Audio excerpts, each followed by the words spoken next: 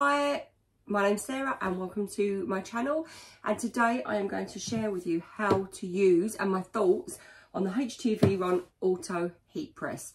What I'm going to do is I'm going to create a custom hoodie.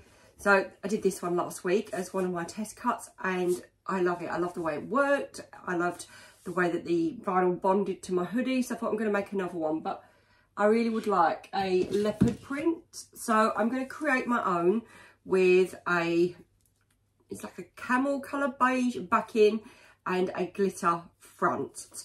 So I'm going to show you where I'll get the file from first, and then we're going to get it cut out and get started with the machine. But first, before we do any of that, let me just show you the dials and how this machine works. Okay, so this is the heat press. We have a pull-out tray, which is fabulous, and there's lots of adjustments within. So here we go. We'll start off first. So this is the on and off button. So you can use that to power it on and off. And then we have got different settings. So we've got here, and you can use these and the up and down arrows. So there's the temperature that I'm setting at, 295, but I can go up or I can go down. And the same with the time. So you can do all of that automatically. Or you also have these presets. So the presets, there's 4. Number 1 is 300 degrees for 15 seconds. Number 2, 320 for 15. Number 3 is 330 for 20. And 4 is 390 for 40. And they're preset. You can also set your own by using this button. So what this does is it allows you to set your heat. And if I'll just hold that, that will set it. This is your auto button. So if you press the auto button, as soon as you load your mat with something on it, if it's set to auto, it will go up and down. It will work for the time and then it will turn off. So it is still trying to get to heat, but we can have a little play while we're doing that anyway. So now it's finished, it will come back up again. And there you go.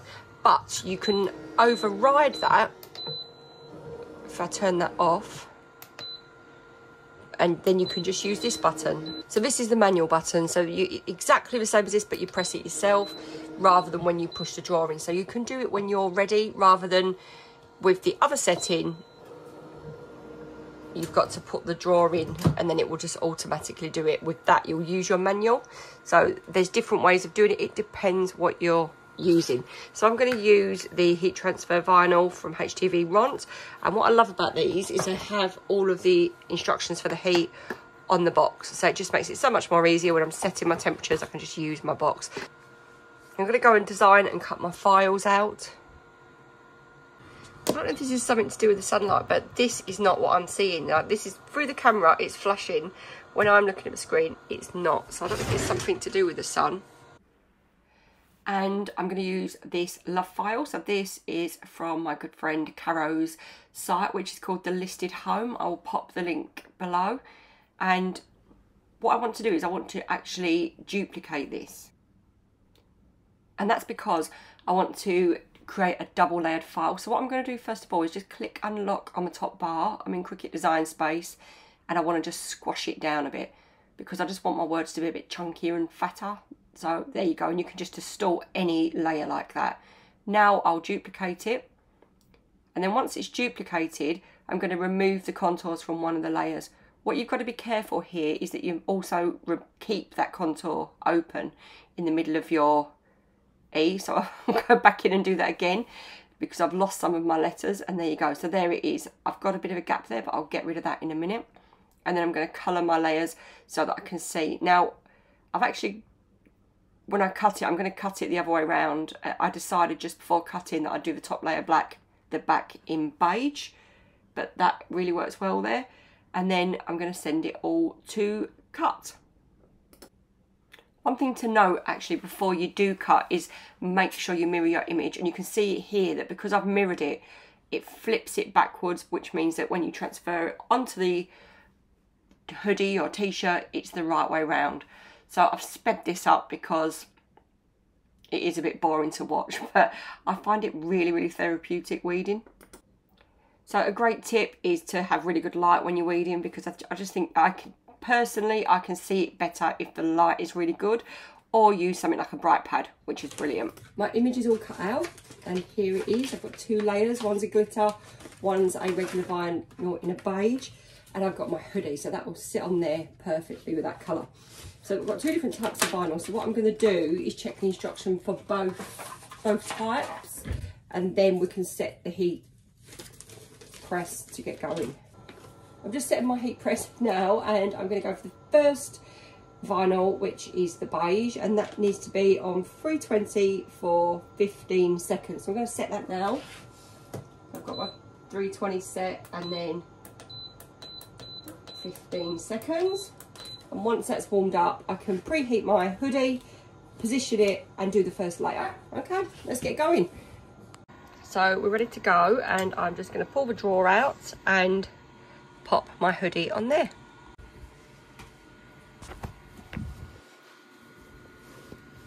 So I'm going to pop it all the way through, because this has got a really chunky hood and it just doesn't fit right. I can do it like this. Make sure that you've no creases underneath.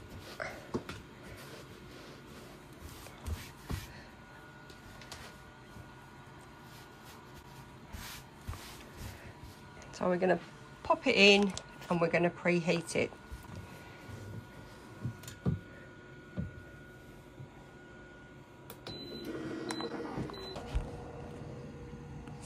So it's preheating now.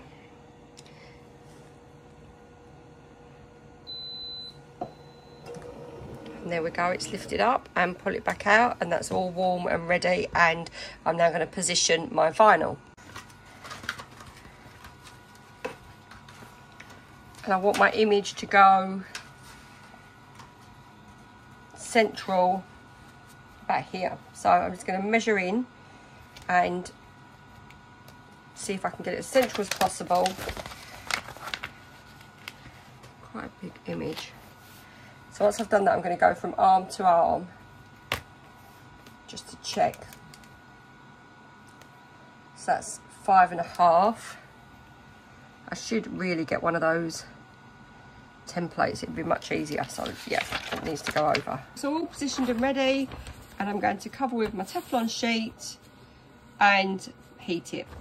So in we go.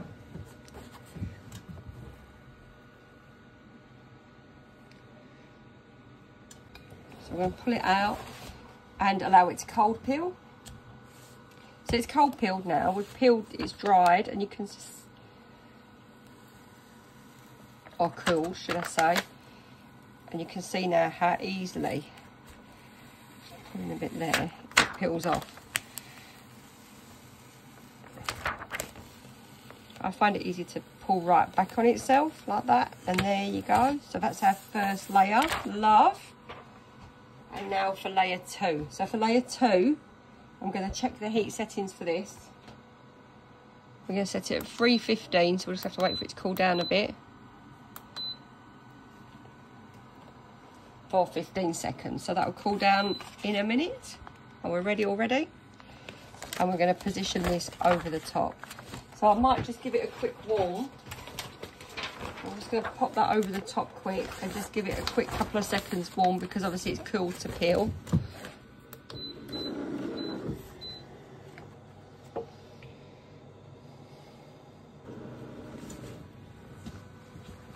And now we're going to position our glitter.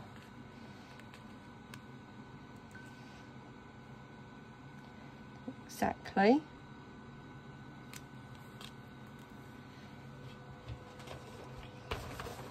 Teflon sheet over the top. Pop that in there. And let's see how that goes.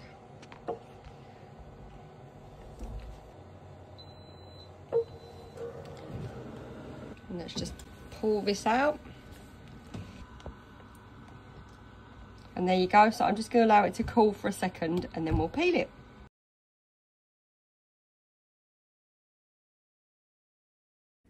So here we go, and I am peeling off the backing. I did put it back under for 10 seconds because I just wasn't happy with the way it had bonded, but now this looks great. So here you go, the finished result.